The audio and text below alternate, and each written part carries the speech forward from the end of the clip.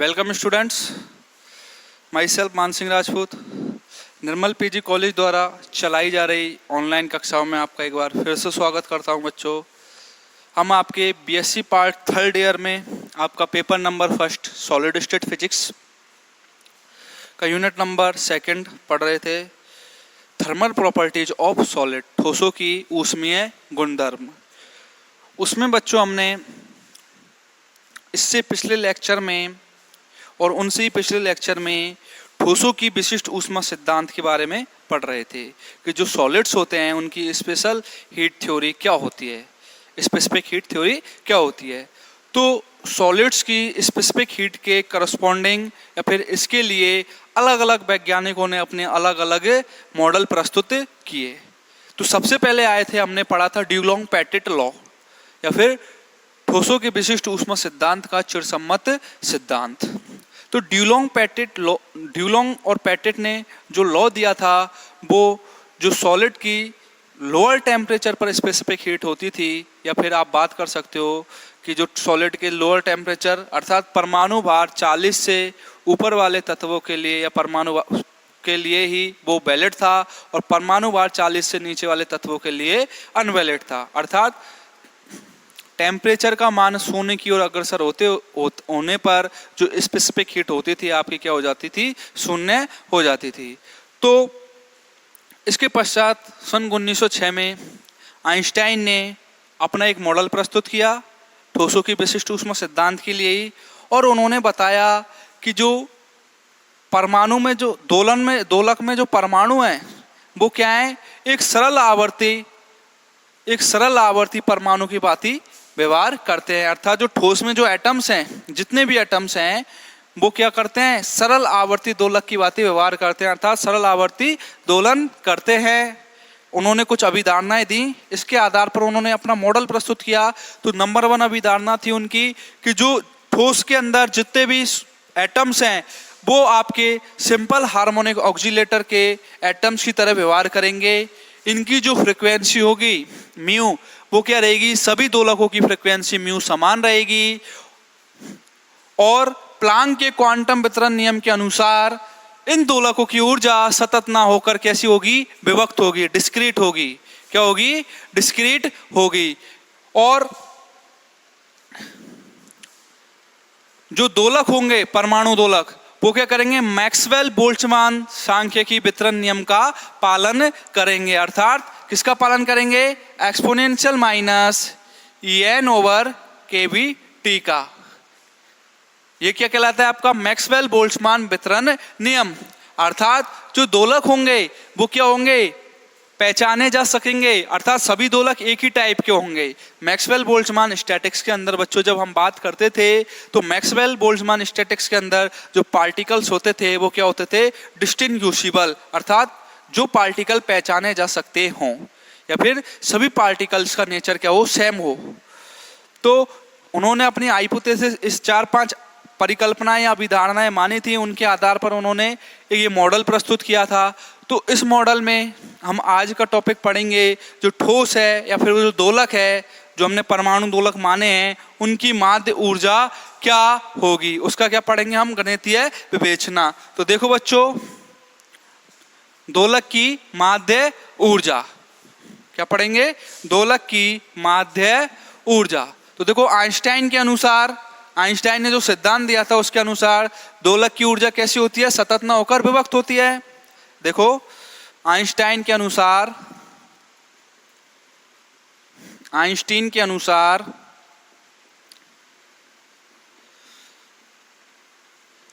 परमाणु दोलकों की ऊर्जा, परमाणु दोलकों की ऊर्जा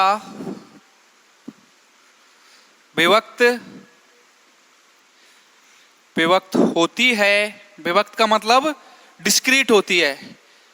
कैसी होती है, प्लांक के वितरण नियम के अनुसार आइंस्टाइन ने किसको आधार मानते हुए सिद्धांत दिया था, प्लांक के वितरण नियम को आधार मानते हुए। उसके आधार पर जो दोलक परमाणु दोलक हैं जो दोलन कर रहे हैं ठोसों में, उनकी जो उनकी जो ऊर्जा होगी वो कैसी होगी, सतत ना होकर विभक्त होगी। और इसका मान निम्न समीकरण के द्वारा दिया जाता है।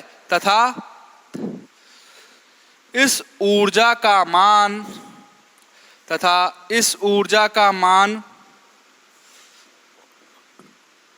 निम्न समीकरण के द्वारा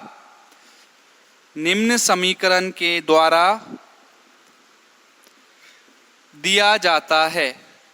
निम्न समीकरण के द्वारा दिया जाता है। देखो En बराबर जो ऊर्जा दी जाएगी आइंस्टाइन के मॉडल के अनुसार वो कैसी होगी, En बराबर NH न्यू के बराबर। किसके बराबर, NH न्यू या फिर NH कट ओमेगा के बराबर। किसके बराबर होगी बच्चों, NH न्यू या फिर NH कट ओमेगा के बराबर। यहाँ N है आपके नंबर ऑफ एटम्स, H है आपका प्लांक नियतांक और H कट है आपका H ओवर 2 पाई, ओमेगा आपकी कोणीय आवृत्ति और म्यू क्या है आपकी आवृत्ति। कोणीय, ओमेगा होगा आपका बच्चों दोलक की कोणीय आवृत्ति। क्या होगी, दोलक की कोणीय आवृत्ति। देखो यहाँ H क्या है आपका, प्लांक कांस्टेंट। क्या है, प्लांक कांस्टेंट। और H कट है आपका H ओवर 2 पाई, ओमेगा कोणीय आवृत्ति और म्यू भी क्या है आपकी आवृत्ति। म्यू क्या है आपकी आवृत्ति। ओमेगा तो क्या है आपकी कोणीय आवृत्ति और म्यू क्या है आपकी सिंपल फ्रीक्वेंसी। देखो ओमेगा कोणीय आवृत्ति और न्यू क्या है आपकी आवृत्ति। अब जो आइंस्टाइन जी ने मॉडल दिया था वो किसको मानते हुए दिया था, क्वांटम यांत्रिकी के प्लांक वितरण नियम को मानते हुए। तो उसके अनुसार जो ऊर्जा दी जाती थी दोलकों की वो किसके रूप में दी जाती थी, En बराबर NH nu equal to NH cut omega के रूप में। परंतु क्वांटम यांत्रिकी का उपयोग करने पर यह प्रेक्षित किया गया कि हमने यह प्रेक्षित किया कि दोलकों की ऊर्जा NH म्यू के अतिरिक्त कुछ और भी होती है। वो किसके कारण होती है, जो ताप अनाश्रित नेज अर्धचालक होते हैं। कौन से बच्चों, जो ताप अनाश्रित नेज ऊर्जा। कौन सी, ताप अनाश्रित नेज ऊर्जा H कट ओमेगा बाई 2 या H न्यू बाई 2 के रूप में होती है। तो टोटल जो दोलक की ऊर्जा दी जाएगी, जब संशोधन किया तो टोटल दोलक की ऊर्जा किसके बराबर प्राप्त हुई, NH new plus NH new by 2 के बराबर। देखो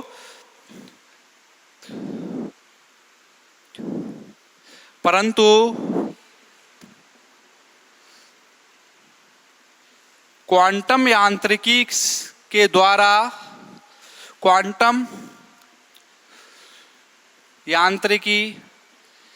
द्वारा यह प्रेक्षित किया गया कि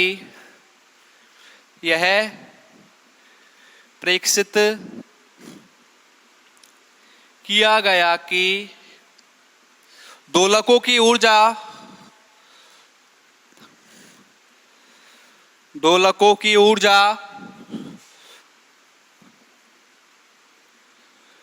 NH न्यू के अतिरिक्त NH म्यू के अतिरिक्त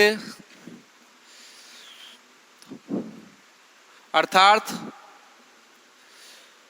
ताप अनाश्रित ऊर्जा, ऐसी ऊर्जा जो ताप पर निर्भर ना करती हो, अर्थात ताप अनाश्रित ऊर्जा H म्यू।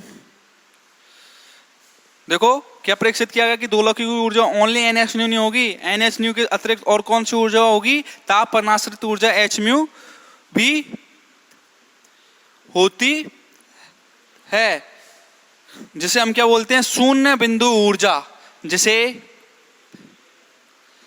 जिसे हम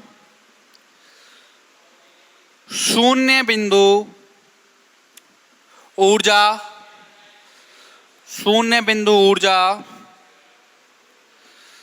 कहते हैं। जैसा कि आपने क्वांटम मैकेनिक्स में जो हाइजेनबर्ग प्रिंसिपल है उसकी 4 एप्लीकेशन है, उसमें पढ़ा होगा कि एच एटम के लिए या फिर किसी के भी लिए जो शून्य बिंदु ऊर्जा होती है वो क्या होती है जब एन की वैल्यू क्या हो, 0 हो, अर्थात ग्राउंड स्टेट में जो एनर्जी प्राप्त होगी वो क्या होगी, एच न्यू बाई 2 के बराबर। अब आइंस्टाइन ने संशोधन करके देखा कि जो दोलक सिंपल हार्मोनिक मोशन कर रहे हैं उनकी ऊर्जा किसके बराबर होगी, एन एच न्यू और एच म्यू ओवर के टी के दोनों के योग के बराबर। तो देखो अर्थात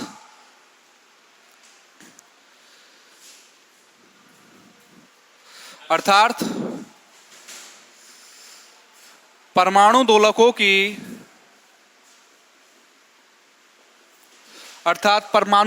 की कुल ऊर्जा देखो बच्चों क्या प्राप्त हो जाएगी, ई एन बराबर एन एच न्यू, जो किसके अनुसार था आपका,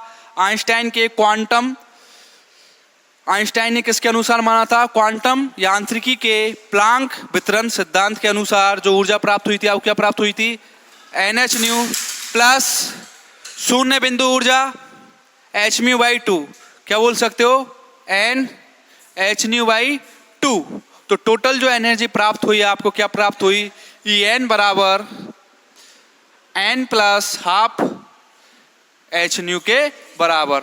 अर्थात जो दोलकों की ऊर्जा दी जाएगी वो किस रूप में दी जाएगी, ई एन बराबर n plus half H nu के रूप में। कौन से दोलक, जो सिंपल हार्मोनिक मोशन कर रहे हैं, जो कि सरल आवर्त गति कर रहे हैं। तो देखो बच्चों, आप आगे क्वांटम मैकेनिक्स में पढ़ोगे 1 डायमेंशनल बॉक्स, 2 डायमेंशनल बॉक्स, तो वहाँ पे जो एनर्जी दी जाएगी आपकी एक बिमियम बॉक्स में, वो एनर्जी दी जाएगी आपकी n plus half h cut omega के रूप में। तो हमने यहाँ पे इसको एच कट ओमेगा को किस में परिवर्तित कर सकते हो आप, एच न्यू में। तो हम किसकी फॉर्म में चल रहे हैं, n plus half H nu की फॉर्म में। यहाँ स्मॉल एन बराबर बच्चों 0 1 2 डॉट डॉट डॉट 0 कहलाएगी आपकी ग्राउंड स्टेट में एनर्जी। जब n बराबर 0 पुट करोगे तो क्या कौन सी एनर्जी कहलाएगी, शून्य बिंदु ऊर्जा, ग्राउंड स्टेट में एनर्जी। देखो n बराबर 0 पुट करके देखो भाई, आपको शून्य बिंदु ऊर्जा प्राप्त होगी एच मी बाई 2। अब जब हम बात करेंगे n बराबर 1 की, तो n बराबर 1 के लिए क्या ऊर्जा प्राप्त होगी आपकी, सॉरी ये n नहीं है, ओनली एच मी बाई 2 है। जब हम n बराबर 1 पुट करेंगे तो वैल्यू क्या प्राप्त होगी, 3/2 एच न्यू। अर्थात प्रथम उत्तेजित अवस्था के लिए n बराबर 2 द्वितीय उत्तेजित अवस्था, n बराबर 3 तृतीय उत्तेजित अवस्था। तो आइंस्टाइन ने जब संशोधन किया तो उसने पाया कि जो ऊर्जा प्राप्त हुई वो शून्य बिंदु ऊर्जा और प्लांक के वितरण नियम के अनुसार जो ऊर्जा प्राप्त होती है एन एच म्यू, दोनों के योगफल के तुल्य प्राप्त हुई। अब आइंस्टाइन ने माना कि ताप कैपिटल टी पर ऊर्जा E व E प्लस टी के मध्य जो दोलक होंगे वो मैक्सवेल के वितरण नियम का पालन करेंगे। किसका पालन करेंगे, मैक्सवेल के वितरण नियम exponential minus En over KVT का। तो देखो बच्चों, मैक्सवेल बोल्ट्जमान वितरण नियम से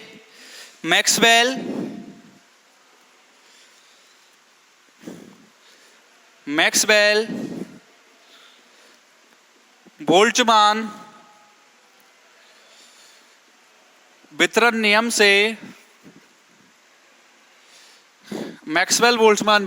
से ताप टी पर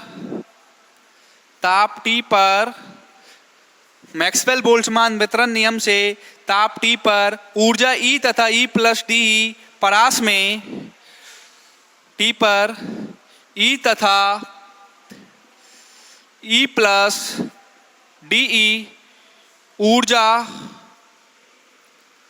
ऊर्जा परास में कंपन, कौन सी ऊर्जा परास आपकी बच्चों, कैपिटल E व E प्लस डी ऊर्जा परास में कंपन विधाओं की जो संख्या होगी, कंपन विधाओं की संख्या, मोड्स ऑफ वाइब्रेशन विधाओं की संख्या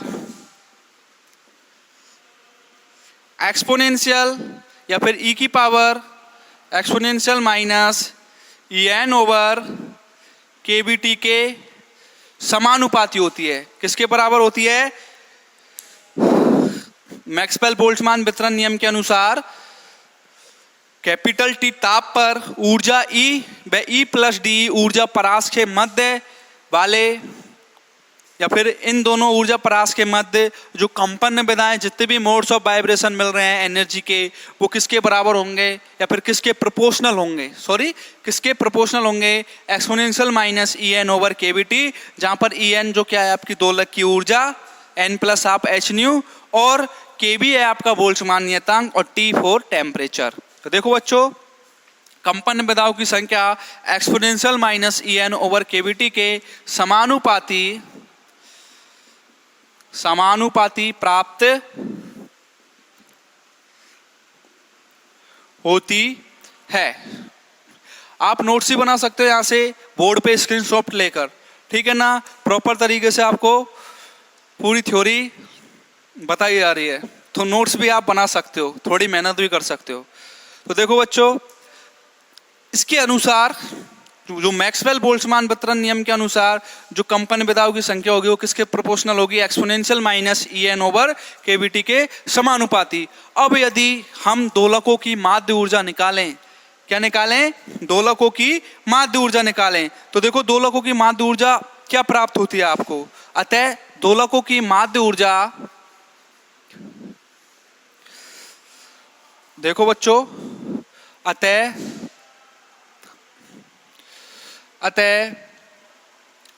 दोलकों की माध्य ऊर्जा, दोलकों की माध्य ऊर्जा किससे रिप्रेजेंट कर दूं? ई बार से। दोलकों की माध्य ऊर्जा को किससे रिप्रेजेंट कर दूं? ई बार से। ई बार बराबर summation n equal to zero to infinite n equal to zero. क्यों? क्योंकि ग्राउंड स्टेट से बात करेंगे, शून्य बिंदु ऊर्जा से किसके बराबर होगी? ई एन और exponential minus E n over के बी टी डिवाइड बाई, देखना ई बार किसके बराबर होगी? समीशन n बराबर 0 से इनफाइनाइट ई एन जो आपकी दोलक की ऊर्जा है, और exponential minus E n over के बी टी क्या है? मैक्सवेल बोल्ट्जमान वितरण नियम। तो ऊर्जा इसके समानुपाती है। माध्य ऊर्जा किसके बराबर होगी? E n plus exponential minus E n over के बी टी, और समीशन n बराबर 0 से infinite exponential minus E n over के बी टी के तुल्य होगी। इसको दे दूं बच्चों मैं समीकरण नंबर 1 और इसको दे दूं समीकरण नंबर 2, ठीक है ना। समीकरण नंबर 1 और समीकरण नंबर 2 को ध्यान से देखो बच्चों। तो समीकरण नंबर 1 से जो ई एन का जो मान है आपका, समीकरण नंबर 1 से ई एन का मान कहां पुट कर दोगे आप? समीकरण नंबर 2 से ई एन का मान, फिर मिस्टेक हो गई, समीकरण नंबर 1 से मान कहां पुट कर दोगे? समीकरण नंबर 2 में। तो देखो ई बार बराबर समीशन n इक्वल टू 0 से इंफिनिटी। ई एन की वैल्यू क्या है बच्चों? n plus half H new, n plus half H nu, और एक्सपोनेंशियल, देखो एक्सपोनेंशियल ई एन की वैल्यू वापस पुट करो, यही वाली अंदर। तो देखो पहले इधर स्पेस कर लेते हैं थोड़ा,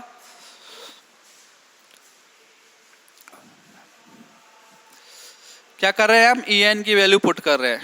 तो देखो ई एन बराबर क्या हो जाएगा? एक्सपोनेंशियल माइनस ई एन, वापस यही वैल्यू पुट करो अंदर, n plus half H nu over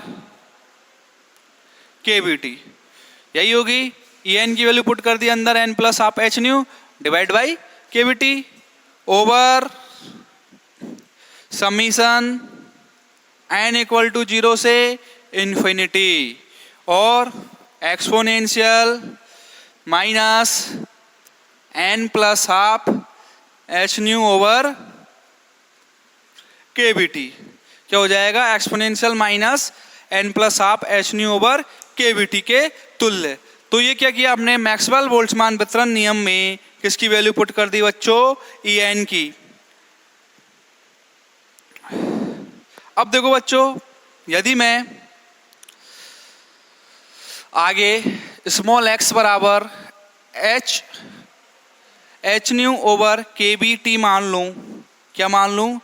small x बराबर माना स्मॉल एक्स बराबर एच न्यू ओवर के बी टी, माना स्मॉल एक्स बराबर एच न्यू ओवर के बी टी रखने पर देखो ये जो इक्वेशन बनी है इसमें एच न्यू ओवर के बी टी के स्थान पे क्या रख दोगे आप? Small x. तो देखो क्या इक्वेशन प्राप्त होगी या फिर डेरिवेशन किस फॉर्म में जाएगा? देखो ई बार बराबर समीशन एन बराबर 0 से infinity n plus half H nu और एक्सपोनेंशियल देखो minus k n plus half exponential minus N plus half हो जाएगा और h nu by k B T की जगह क्या रख दोगे? Small x. क्या पुट कर दोगे? Small x divide by summation n बराबर 0 से इनफाइनाइट वापस और exponential minus k n plus half exponential minus N plus half x. Okay, क्या किया हमने? स्मॉल एक्स के स्थान पर स्मॉल एक्स बराबर क्या पुट कर दिया? एच म्यू ओवर के बी टी रख दिया। तो आपका ये इक्वेशन इस फॉर्म में बन गया n plus half H nu exponential minus k n plus half x और इसी प्रकार नीचे एक्स एच म्यू ओवर के बी टी की जगह क्या रख दिया? Small x. अब बच्चों जो आपका एच न्यू है ऊपर वाली टर्म में, इसको क्या ले लो? पहले बाहर ले लो। एच न्यू को क्या ले लेंगे? बाहर ले लेंगे। फिर इसका क्या कर देंगे? एक्सपेंशन कर देंगे। समीशन क्या दिखा रहा है? जोड़ बता रहा है। तो देखो ई बार बराबर एच म्यू बाहर ले लूं पहले, ये वाला एच न्यू बाहर ले लिया। अब क्या बन जाएगा? समीशन एन बराबर 0 से इन्फिनिटी एन बराबर 0 से इन्फिनिटी एन प्लस हाफ और exponential minus N plus half x. Exponential minus N plus half x divide by summation n बराबर 0 से इन्फाइनाइट, ये वाली टर्म रख दो ऐसे कैसे? एन बराबर 0 से इन्फिनिटी समीशन एन बराबर 0 से infinity exponential minus N plus half x. अब देखो बच्चों एन बराबर 0 पुट करो पहले, तो क्या हो जाएगा? 1/2 और e की पावर माइनस के 1/2 एक्स। इसी प्रकार यहाँ पर फिर n बराबर 1, फिर n बराबर 2, फिर n बराबर 3। तो देखो ई बार बराबर एच न्यू। अब देखना जब मैं n बराबर 0 वैल्यू पुट कर रहा हूं तो क्या बनता है? n बराबर 0 1/2 n बराबर 0 के लिए एक्सपोनेंशियल है, फिर कर लूं e की पावर माइनस x/2। क्या हो जाएगा? देखो n बराबर 0 पुट किया तो n की जगह 0 1/2 वैल्यू दे दिया और इसने क्या वैल्यू दे दिया? Minus 1/2 x। तो 1/2 e की पावर माइनस x/2 किसके लिए? फॉर n इक्वल टू 0 के लिए। प्लस अब n बराबर 1 पुट करो तो क्या हो जाएगा? 3/2 और ये क्या वैल्यू दे देगा? e की पावर माइनस 3x/2। n बराबर 2 पुट कर लो अब तो क्या हो जाएगा? 5/2 और ये एक्सपोनेंशियल वाली टर्म क्या वैल्यू दे देगी? n बराबर 2 पुट करने पर 5/2x। तो e की power minus 5/2x plus dot dot dot divide by देखो n बराबर 0 पुट करोगे तो क्या हो जाएगा, e की power minus x/2 plus n बराबर 2 पुट, n बराबर 1 पुट करो, e की power minus 3x/2 plus e की power minus 5x/2 plus dot dot dot. इस प्रकार से ये वैल्यूज प्राप्त हो जाएंगी आपको। अब इनको आप किस प्रकार लिख सकते हो देखो, और सिंप्लीफाई मॉडल, ई बार बराबर minus H nu D over D X E की पावर माइनस x/2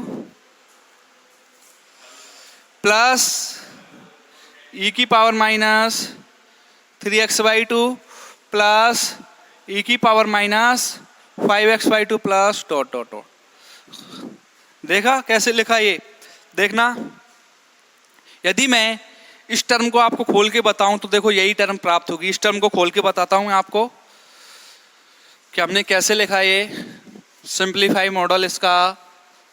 देखो इस टर्म को यदि मैं खोलूं इस वाली को, तो देखो क्या हो जाएगा, ई बार बराबर माइनस के H nu D over D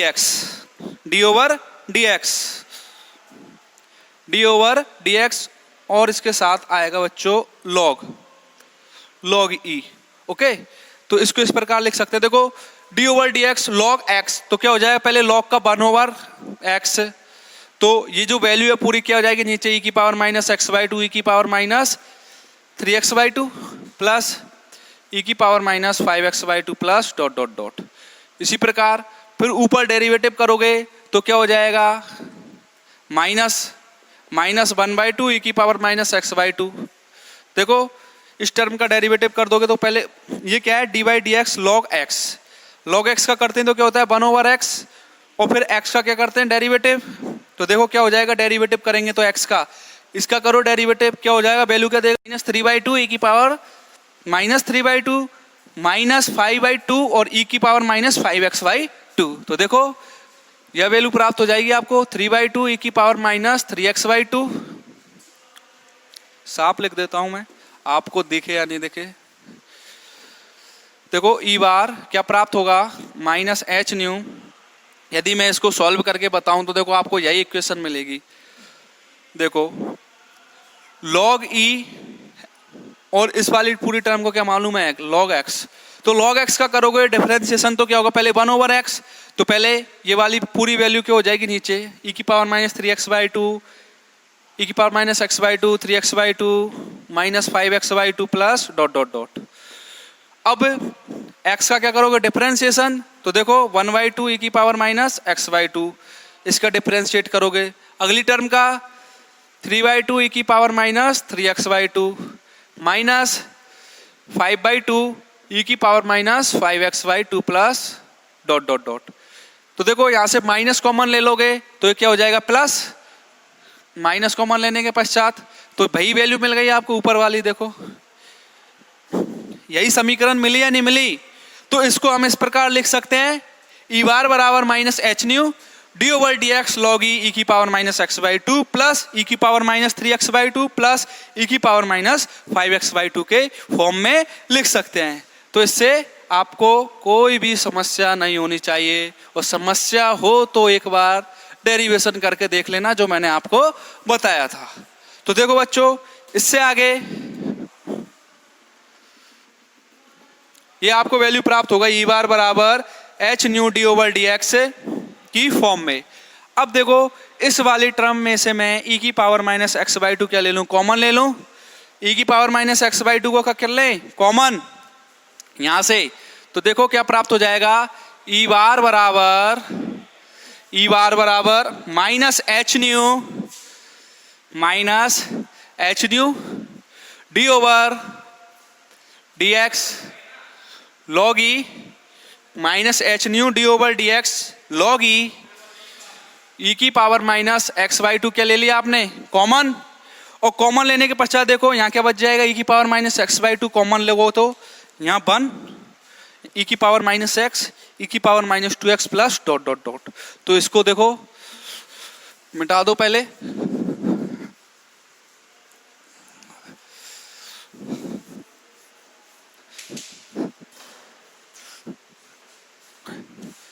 देखो e की power minus X by two common ले लिया तो क्या बच जाएगा अंदर 1 प्लस e की पावर माइनस एक्स e की power minus 2x plus e की power minus 3x plus dot dot dot के रूप में यही मिल जाएगा आपको। अब और किस तरीके से लिख सकते हो, देखो इसको यदि लिखना चाहो तो ई बार बराबर अगली स्टेप में ई बार बराबर minus H nu D over D X log E की power minus X by two over देखो 1 प्लस ई की पावर माइनस एक्स ई की पावर माइनस 2x। इसको किस प्रकार लिख सकते हैं हम, इस वाली टर्म को लिख सकते हैं 1 माइनस ई की पावर माइनस एक्स की फॉर्म में। किस फॉर्म में लिख सकते हैं 1 ओवर 1 प्लस ई की power minus x plus E की power minus 2x plus E की पावर माइनस 3x को किस प्रकार लिख सकते हैं 1 माइनस ई की पावर माइनस एक्स की फॉर्म में। इसको खोलोगे तो आपको यही वाली फॉर्म प्राप्त हो जाएगी। अब देखो बच्चों log m over n, log m over n का फॉर्मूला बन गया। देखो ये लॉग m ओवर n और लॉग, चूंकि हम जानते हैं लॉग m ओवर n क्या होता है लॉग m माइनस के लॉग n की फॉर्म में क्या होता है log m minus log n। तो देखो इसको इस वाले फॉर्मूले से खोल दो तो ई बार देखो ई बार बराबर minus H nu D over D X. इसको खोलोगे तो लॉग ई की power minus X by two log E की power minus X by two. देखो ई बार बराबर minus H nu D over D X. इसको log m over n से खोल दोगे तो क्या हो जाएगा log m minus log n। तो ये हो जाएगा लॉग ई की power minus X by two minus log E 1 minus E की पावर माइनस एक्स की फॉर्म में। अब लॉग से एक्सपोनेंशियल क्या हो जाएगा कैंसिल आउट। तो देखो ई बार बराबर minus H nu D over D X क्या वैल्यू बचेगी minus X by two minus log E और 1 माइनस ई की पावर माइनस एक्स की फॉर्म में। अब ये अंदर वाली टर्म का क्या कर दो एक्स के रेस्पेक्ट में अवकलन, क्या कर देंगे अवकलन। तो देखो बार बराबर क्या हो जाएगा एच न्यू जो क्या था आपका माइनस में minus H nu D over D x करो, इसका एक्स के सापेक्ष अवकलन कर दोगे तो क्या हो जाएगा माइनस 1/2 माइनस 1/2। अब D over D X log x का करोगे तो लॉग एक्स का क्या हो जाएगा 1 ओवर एक्स। देखो क्या हो जाएगा 1 ओवर 1 माइनस ई की पावर माइनस एक्स। अब इस वाली टर्म का करो अवकलन 1 माइनस ई की पावर माइनस एक्स का, इसका अवकलन करोगे तो देखो 1 का 0 तो माइनस और ई की पावर माइनस एक्स। अब वापस से ई की पावर माइनस एक्स का करोगे, सॉरी ई की पावर माइनस एक्स का, देखो क्या किया हमने 1 ओवर एक्स। अब 1 माइनस ई की पावर माइनस एक्स का क्या करना है अवकलन, तो 1 का क्या हो जाएगा 0 तो माइनस ई की पावर माइनस एक्स। अब ई की पावर माइनस एक्स करोगे तो क्या हो जाएगा -1 और ई की पावर माइनस एक्स आपको ज्यों की त्यों प्राप्त हो जाएगी। क्या हो जाएगा 1 का 0 ई की पावर माइनस एक्स का करोगे तो क्या हो जाएगा ई की पावर माइनस एक्स और एक्स का करोगे तो -1। तो देखो माइनस और माइनस क्या हो जाएंगे आपके, ये -1 प्राप्त हुआ, ये भी माइनस एक्स का जब किया तो देखो ई बार क्या प्राप्त हुआ ई बार इक्वल टू माइनस कॉमन ले लो। देखो बच्चों अंदर से देखो ये माइनस और माइनस प्लस, माइनस और माइनस प्लस, तो माइनस कॉमन ले लोगे तो क्या बच जाएगा माइनस बार आ जाएगा। तो माइनस और माइनस क्या हो जाएंगे प्लस बार, क्योंकि बार क्या था माइनस एच न्यू। तो 1/2 प्लस ई की power minus X over 1 minus E की पावर माइनस एक्स। अब ई की पावर माइनस एक्स का नीचे क्या कर दोगे डिवाइड कर दो, तो ई बार बराबर क्या हो जाएगा एच न्यू 1/2 प्लस या फिर e की पावर माइनस एक्स का ऊपर भाग दे दूं और e की पावर माइनस एक्स का नीचे भाग दे दूं, या फिर इसका नीचे डिवाइड कर दो तो ऊपर क्या बच जाएगा 1 ओवर e की पावर माइनस एक्स माइनस 1, यही बचेगा। जब e की पावर माइनस एक्स का क्या दे दिया, अंश और हर में भाग दे दिया, क्या दे दिया, अंश और हर में भाग, तो e बार आपका जो प्राप्त होगा वो प्राप्त होगा आपको h new 1/2 h new 1/2 plus 1 over e की पावर x माइनस 1 के रूप में। तो आपको दोलकों की जो माध्य ऊर्जा आइंस्टाइन मॉडल के अनुसार जो दोलक है उनकी माध्य ऊर्जा क्या प्राप्त हो जाएगी, h new 1/2 plus 1 over e की पावर x माइनस 1। ये आपके आइंस्टाइन मॉडल के अनुसार जो दोलक सरल आवर्ती दोलन कर रहे हैं उनकी क्या प्राप्त हुई बच्चों, माध्य ऊर्जा। क्या प्राप्त हुई, माध्य ऊर्जा। और आप डेरिवेशन में एक एक स्टेप देखते हुए चलना, कहीं गलती की गुंजाइश नहीं होनी चाहिए। ओके स्टूडेंट, ये आपकी कहलाई सरल आवर्ती दोलकों की माध्य ऊर्जा आइंस्टाइन मॉडल के अनुसार। इससे आगे बच्चों हम अगली कक्षा में पढ़ेंगे। आज के लिए इतना ही, धन्यवाद।